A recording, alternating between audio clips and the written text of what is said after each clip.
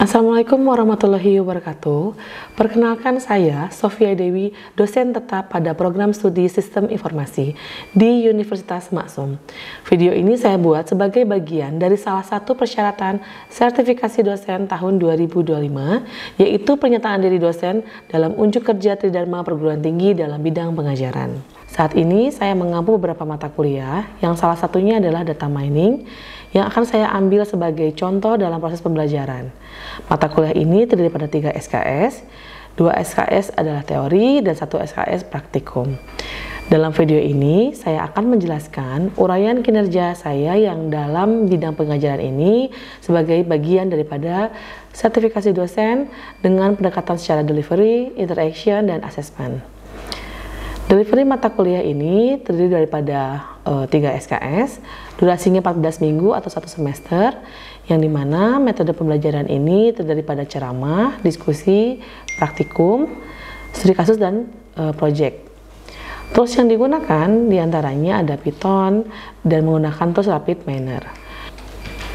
Sedangkan dari sisi capaian pembelajaran mata kuliah data mining ini terdiri pada beberapa CPMK, yang diantaranya adalah menjelaskan konsep proses, metode dasar dalam data mining, selanjutnya yaitu melakukan pra-pemrosesan dan eksplorasi data yang dimana untuk kebutuhan dari sisi analisis, yang selanjutnya yaitu menerapkan algoritma data mining yang diantaranya klasifikasi, clustering, maupun asosiasi. CPMK selanjutnya yaitu mengembangkan mini project yang dimana nanti dilakukan secara kolaboratif untuk menyelesaikan permasalahan secara dunia nyata. Selanjutnya, mengkomunikasikan hasil daripada temuan data mining itu sendiri secara lebih efektif maupun dari sisi laporan yang bisa dipresentasikan. Materi-materi yang akan dibahas dalam mata kuliah data mining ini yang diantaranya adalah pengantar data mining itu sendiri, lalu pengertian data apa saja yang akan digunakan, lalu menggunakan eksplorasi data, lalu selanjutnya yaitu konsep data dari sisi klasifikasi, lalu algoritma yang akan digunakan, serta melakukan analisis dari sisi keseluruhan penerapan data mining itu sendiri.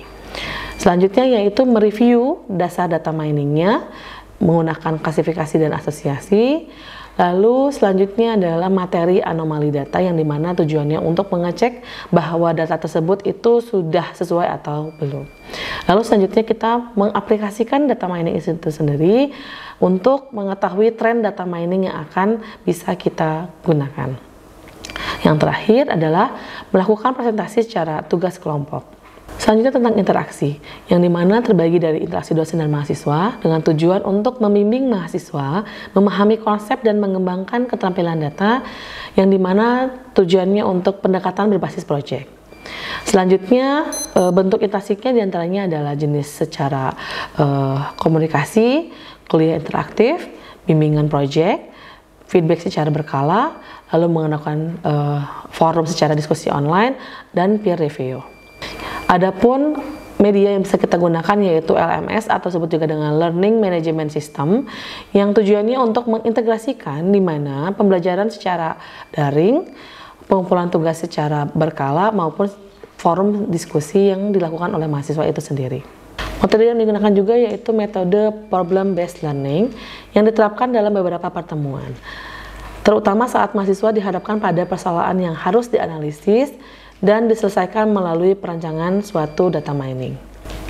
Dengan metode ini, mahasiswa tidak hanya memahami teori, tetapi juga dapat mengembangkan kemampuan secara kritis dan keterampilan praktis secara langsung.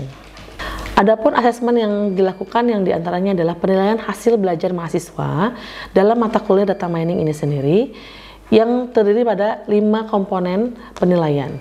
Yang pertama adalah kehadiran memiliki bobot sebesar 10%. Karena partisipasi aktif dalam perkuliahan sangat penting, sehingga dari sisi pemahaman mahasiswa itu bisa kita ketahui. Selanjutnya dari sisi tugas, yaitu bobot sebesar 15%. Di sini mencerminkan kemampuan mahasiswa dalam menerapkan konsep melalui latihan dan penyelesaian studi kasus. Lalu selanjutnya yaitu kuis. Kuis ini berbobot sebesar 15% dan dilakukan secara berkala untuk mengukur pemahaman mahasiswa terhadap materi yang telah diajarkan. Selanjutnya yaitu UTS memiliki bobot 25%, yang dimana ini adalah penilaian secara penguasaan materi pada paruh semester. Yang terakhir adalah ujian akhir semester dengan bobot terbesar yaitu 35%, yang dimana mencakup dari sisi evaluasi mata kuliah, lalu menyeluruh terhadap capaian-capaian pembelajaran. Dengan komposisi ini, mahasiswa dapat diharapkan menjaga konsistensi belajar sepanjang semester dan tidak hanya mengandalkan secara hasil ujian akhir saja. Berikut ini saya akan tampilkan contoh video pembelajaran pada mata kuliah data mining yang saya ampu di program studi sistem informasi. Bismillahirrahmanirrahim. Assalamualaikum warahmatullahi wabarakatuh. Waalaikumsalam warahmatullahi wabarakatuh. Oke, alhamdulillahirobbilalamin ya. Hari ini kita bertemu pada pertemuan pertama di mata kuliah data mining. Sebelumnya sudah pernah cari tahu berkaitan dengan data mining? Belum. Sama sekali? Kenapa? Pernah dengar aja. Oke, baik. Sebelum kita ke data mining, kita ini dulu ya, pemanasan dulu berkaitan dengan pengetahuan kalian secara basic. Oke. Pengertian data. Oke, siapa ya? Sinta. Pengertian data itu apa menurut Sinta? Yang Sinta tahu? Informasi yang belum diolah. Informasi yang belum diolah. Oke. Apa itu? Data itu apa? Kumpulan kata, gambar, dan angka. Sekumpulan data, angka, dan gambar. Sekarang hanya itu aja. Sekarang coba lebih punya sosial media nggak? Punya. Di sosial media kalian memberikan informasi dan data ke orang lain atau tidak? Oke. Salah satu platform sosial media yang kalian punya apa? Coba yang di belakang. Yang kerudung hitam, baju hitam. Punya sosial media? Punya? Oke. Di sosial media kamu, itu biasanya berupa apa yang kamu sampaikan ke audiens kamu atau enggak followers kamu? Nama akun. Oke, lalu? Foto. Lalu? Foto dan? Audio dan video. Berarti sebenarnya data itu nggak sekedar hanya teks aja, angka saja, kumpulan data saja, tapi ternyata kumpulan segala sesuatu yang bisa berupa teks, angka, visual, audio, berarti itu bisa termasuk dengan namanya data. Oke. Sekarang kita ngomongin tentang mining. Apa itu mining? Mengumpulkan, mengolah, mengumpulkan, mengolah. Data mining itu adalah disiplin ilmu yang mempelajari apa saja gitu ya, yang memang kita perlukan. Yang tujuannya untuk ngapain? Untuk menemukan suatu pola gitu. Jadi diekstrak datanya. Jadi kalau kalian sebut hanya data saja, berarti itu adalah sebagai data aja kalau bukan yang menerima informasinya. Kalau misalnya data absensi diterima oleh dosennya, diterima oleh bagian akademik, misalnya kajur atau sekjur, maka bisa jadi suatu informasi. Nah, ini sekarang ngomongin data mining, berarti data yang tadi dikumpulkan datanya, diekstrak, kita jadikan suatu pola. Nah, biasanya pola tersebut untuk dijadikan apa lagi nih? Biasanya untuk prediksi pada akhirnya menjadi suatu keputusan. Oke. Sebelum jauh ke sana kita masih definisi. Oke, yang kerudung coklat boleh membacakan definisi yang kedua. Data mining adalah disiplin ilmu yang tujuan utamanya adalah menemukan dan menggali pengetahuan dari data atau informasi yang sudah ada. Data mining dikenal sebagai proses pengalaman informasi dan pengetahuan baru secara terbuka dan kumpulan data yang besar dengan menggunakan kecerdasan buatan, matematika dan statistik. Oke. Ada tambahan informasi menurut siapa tadi? Jolita, bahwa ternyata ada peran artifisialnya, ya, mesin learningnya juga. Jadi kemarin kalau misalnya kalian sudah pernah belajar tentang suatu database, sudah belajar Nah, kalau database berarti kan otomatis itu adalah kumpulan suatu Data. data yang kalian peruntukkan untuk apa nih?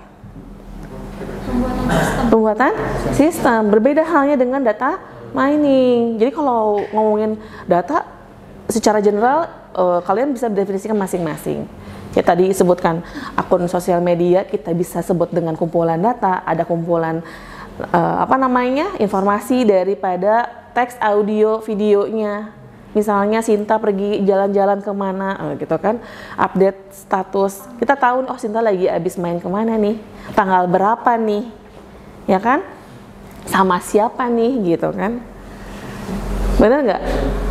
Mungkin bagi orang yang suka informasi banget ya, oh dia si Sinta mah lagi single gitu kan. Bener nggak? Tapi kalau orang yang cuman sekilas lihat doang nggak peduli, ya postingannya apa ya terserah gitu. Ya, balik lagi ke data mining. Tadi tahapan pertama tentang kumpulan data yang diekstrak menjadi suatu pola. Lalu menurut Jolita adalah kumpulan data ya yang jadikan pola ada peran daripada kecerdasan buatan ya.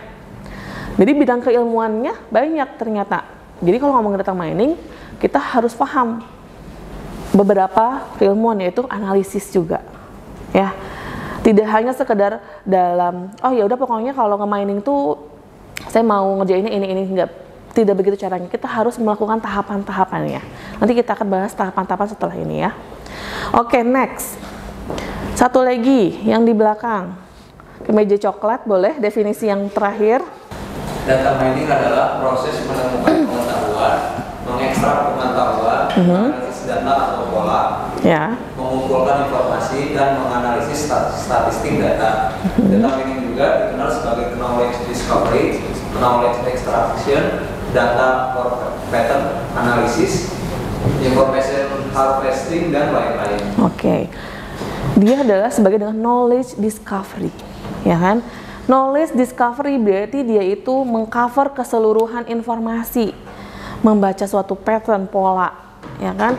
Pengambilan keputusan dan seterusnya. Ini ternyata peran data mining itu penting pada era sekarang. Kita tidak bisa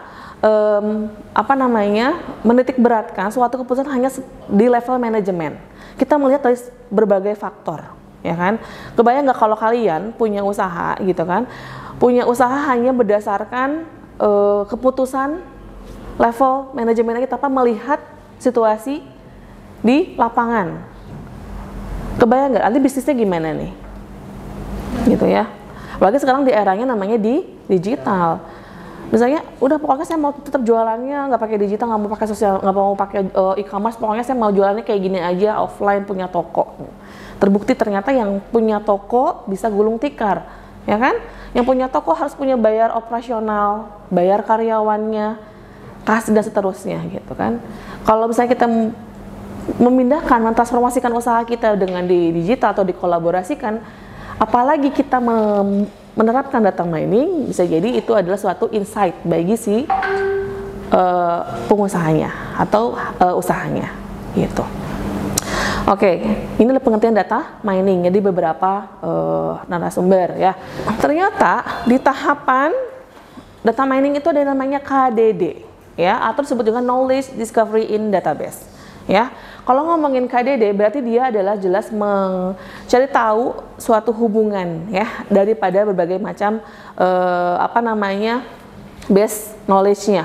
Nah, biasanya dia itu menghubungkan satu set data dengan beberapa data yang lain. Nah, itu perlu tahapan-tahapannya. Ada namanya tahapan KDD ya.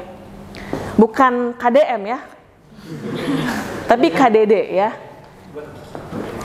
Oke, kita lihat di sini, ini adalah tahapan data mining. Oke. Yang pertama kita lihat di sini ada yang namanya suatu, yang paling bawah ini adalah apa nih bentuknya? Kalau yang dilihat kalau di bentuk diagram seperti ini namanya apa? Database. Ya. Jadi kan tadi kumpulan data kan ngebahasnya, ya kan? Apapun itu, mau datanya kotor, data apapun ya, ini adalah database-nya. Jadi tahapan pertama kita jangan dulu memfilter di awal. Kita simpan saja dulu datanya yang mana. Nanti baru kita ke tahapan selanjutnya, yaitu ngapain? Melakukan cleaning, ya. melakukan cleaning atau preparation data yang mau diambil. Berarti identifikasi masalah itu penting. Oke, misalnya kita ambil contoh, kita kan sekarang kalian tuh di semester berapa nih? Semester 6 anggap ya, semester 6. Di semester 6 kalian sudah mengampu beberapa mata kuliah. Oke. Nah, misalnya dari kumpulan data tersebut gitu, saya mau tahu learningnya apa nih? Oh, saya mau tahu misalnya minat belajar mahasiswa pada mata kuliah OOAD gitu kan misalnya ya. Oh, siapa dosen pengampunya? Panova, oke. Lalu misalnya di mata kuliah Panova dari sekian semester kita lihat ya, kita review bahwa berapa banyak yang mendapatkan predikat A, predikat B, C, D, dan E. Oke? Nah, dari situ kita lihat lagi, oh ternyata banyak yang nilai A semua nih ternyata gitu kan. Kita lihat nih, ketika udah dapat nilai A gitu, berarti kita harus mempertahankan, oh ini berarti faktor apa yang dijadikan mahasiswa itu nilainya A semua. Kita lihat, nanti kita bikin kuesioner gitu, bikin kuesioner berkaitan dengan mata kuliah tersebut. Nah, jadi itu kita mau prepare dulu, kita oh ya udah tahu dari data akademik yang banyak kita mau ngambil tentang mata kuliah apa tadi barusan OAD, berarti sudah ke filter satu, prepare, identifikasi masalahnya satu, kita mau mengambil data mata kuliah. Lalu yang kedua berarti kita menyiapkan apa lagi nih? Oh, berarti saya mau ngerjain apa? Ketika kalau ngomongin data mining, kita harus tahu mau mengerjakan apa sampai dengan goalsnya apa. Bukan gimana nanti, itu bukan suatu pola data mining. Kalau ngomongin mining, kita tahu mengambil apa dan mau ngerjain apa goalsnya. Learningnya untuk apa? Gitu. Jangan sampai kalian, oh ya udah deh kayaknya saya mau ngerjain ini deh gitu. Tapi outputnya apa? Nggak tahu Bu gitu. Ketika kalian mengambil suatu kasus, kalian sudah tahu endingnya mau ngapain. Itu adalah data mining. Perlu dicatat ya. Jangan sampai kalian ketika kalian mengerjakan data mining itu tidak tahu mau apa hasil akhirnya. Insight-nya apa, lalu penerapannya untuk apa itu tidak diketahui. Khawatirnya nanti kalian hanya buang-buang waktu untuk melakukan mining ya. Jadi tahapan pertama itu ketika datanya besar, kita memilih. Kalau mining itu memilih ya, kita memilih data apa yang mau kita gunakan ya kan. Kita cleaning, preparation-nya, lalu kita bikin suatu literatur. Kita melakukan studi literatur. Oh, ketika saya mau ngambil ini, kita coba cek deh studi literatur berkaitan dengan akademik atau minat belajar itu ada apa aja lah. Lalu kita cari tahu dulu nih dari biasanya kita kalau cari tahu referensi dari jurnal. Baiknya jurnalnya 5 tahun ke belakang supaya bisa lebih fresh dan bisa kita terapkan. Berarti kita cari tahu nih tentang yang tadi minat belajar ya, lalu tentang jurnal tersebut yang berkaitan dengan itu. Ketika kalian pilih, oh iya ternyata saya tahu nih, oh goalsnya mau ini. Nah silakan kalian boleh mengadopsi. Ya, beda halnya kalau ngomongin bukan memberikan plagiat ya, tapi kita mengadopsi. Oh ternyata studi kasus seperti ini sudah pernah ada. Justru ketika kalian mempunyai studi kasus yang sudah ada, kalian punya penguatan lebih untuk mempertanggungjawabkan data tersebut. Ya, minimal 10 jurnal untuk kalian bisa compare. Kalau yang studi literatur terlebih dahulu, oh iya jurnal ini ngambil atributnya apa. Nah, ngomongin atribut berarti kita ngomongin tentang memilih data apa yang perlu dimasukkan. Oke, di atribut mahasiswa itu kira-kira ada apa saja? NIM, nama, jurusan, gender. Punya gender kan? Nah, gender, lalu apa lagi? Oh iya ternyata hal-hal seperti ini diperlukan. Oh ternyata yang dapat nilai A plus atau nggak misalnya yang A min gitu ya, bisa kelihatan nih. Oh yang A plus itu rata-rata perempuan, gender perempuan gitu. Oh ternyata laki-laki lebih di bawahnya di mata kuliah ini. Bisa jadi di pemrograman web lebih tinggi, lebih unggul. Kan kita bisa meng-compare ya. Kan kita lagi ngebahas tentang mata kuliah salah satu minat belajarnya apa sih yang bisa diadopsi ke mata kuliah yang lain, karena mata kuliah ini semuanya nilainya A gitu. Nah, setelah gitu lalu kita buatkan kuesioner yang mengarah kepada goals kalian. Apa aja Bunda? Itu nanti kalian membuat skemanya terlebih dahulu.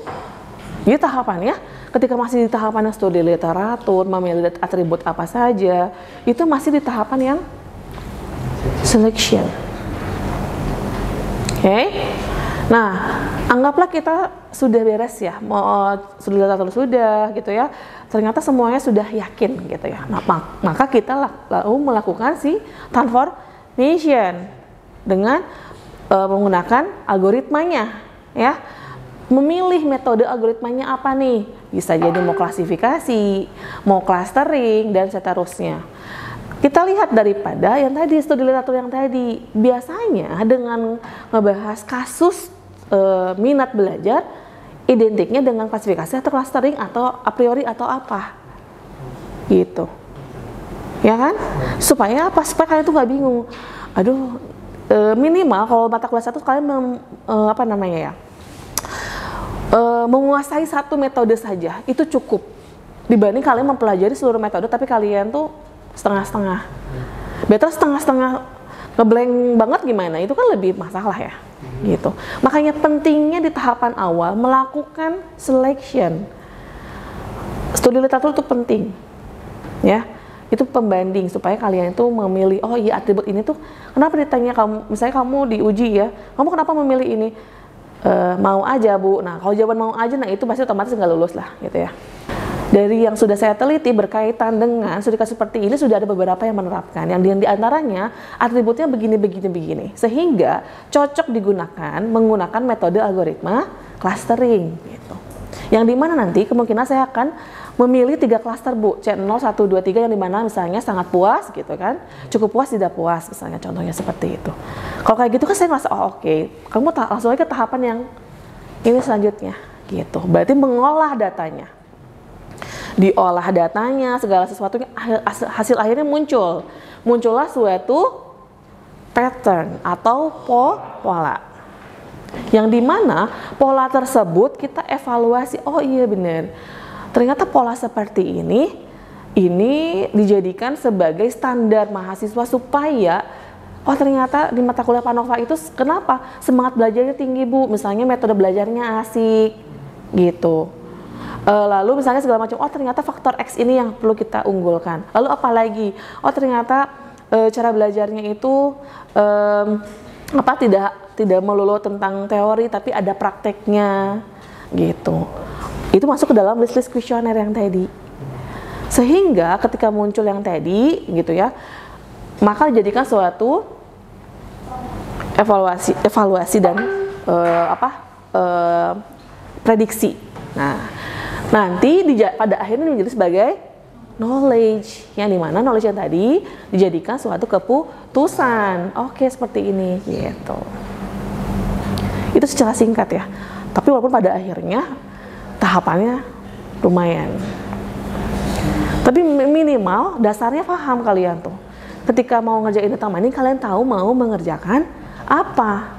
Bukan kalian itu gak tahu hasil akhirnya. Ya, karena khawatirnya di data mining itu seperti itu, salah memilih gitu ya data yang sebenarnya tidak sesuai dengan hasil akhir, karena tadi nge-skip tahapan yang tadi melakukan selection, memilih data yang mana dan menentukan atribut apa gitu. Nanti untuk menentukan atribut dan segala macam itu nanti kita seiring pertemuan, karena bisa jadi itu di pertemuan yang keempat. Kita masih selanjutnya, oke? Sekarang kita ngebahas tentang tahapan yang disebutkan yang tadi sudah dijelaskan ya. Ini yang tadi sudah disebutkan ya. Nanti saya akan share aja materinya, tidak perlu saya ulang kembali. Silahkan dibaca. Itu tadi sudah menjabarkan supaya kalian tuh tidak tekstual, tidak teori banget. Jadi kalau misalnya saya ngebahas tentang yang tadi lalu disandingkan dengan studi kasus, minimal kalian tuh ingat, oh ya tadi Ibu tuh ngomongin tentang yang tadi ini gitu. Kalau ngebahas seperti ini, khawatirnya kalian tidak paham gitu. Nah, tapi tetap ya perlu dibaca. Nanti silahkan dibaca oleh teman-teman semua ya. Oke, kita lihat daripada kebutuhan daripada si mining gitu. Biasanya di mining itu bisa diterapkan di berbagai macam bidang atau hanya beberapa bidang menurut kalian? Beberapa macam. Oke. Sebelum lihat ke sini ya, tadi kan sudah saya sampaikan. Coba terlintas nggak? Kira-kira, oh iya ternyata kalau kayak ini kenapa data mining nggak Bu? Coba, ada yang kegambar nggak menurut sama kalian? Contoh yang menurut kalian secara tidak langsung, oh, ternyata itu data mining ya Bu gitu. Ada? Ada? Ayo. Ada nggak? Masih ngeblank. Oke, lihat di sini ya. Kalau ngomongin tentang penerapan bisa di bisnis ya. Di bisnis misalnya untuk apa nih? Misalnya di penjualan, klasifikasi pelanggan, deteksi penipuan. Ya, misalnya gini, di e-commerce kan kalau ngomongin tentang jualan itu makanan tuh banyak ya. Yang jualan makanan tuh banyak, ada yang restoran, ada yang via online. Nah, saya bisa melakukan apa nih supaya usahanya tetap berjalan dan bisa jadi lebih optimal. Nah, saya memprediksi jualan saya tuh supaya gimana biar optimal. Oh, ternyata saya lihat daripada data penjualan terlebih dahulu.